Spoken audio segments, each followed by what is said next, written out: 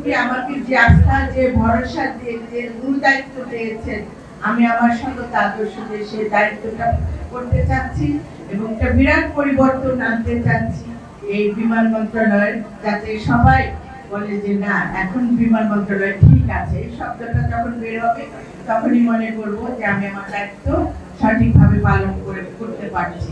আমার চেষ্টা থাকবে দেশের জন্য, দেশের মানুষের জন্য কাজ করা।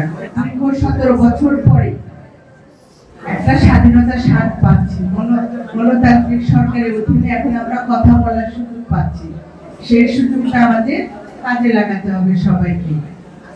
পাশাপাশি আমাদের এটাও মনে রাখতে হবে, আমাদের আবার অতীত ইতিহাস ভুলে গেলেও চলবে না।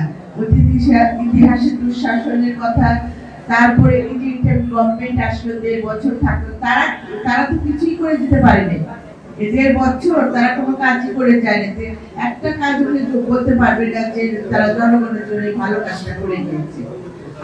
আর দেখেন, এই গণতান্ত্রিক সরকার প্রতিষ্ঠা হওয়ার পর থেকে আমাদের বয়স মাত্র 2 মাসের মতো বয়স হয়েছে। এই 2 মাসের মধ্যে আপনারা দেখেছেন মাননীয় প্রধানমন্ত্রী কি কি কাজ করছে, তার কর্মযজ্ঞগুলো কিন্তু আপনারা সবাই জানেন এবং তার ভবিষ্যৎ পরিকল্পনাগুলো জানেন।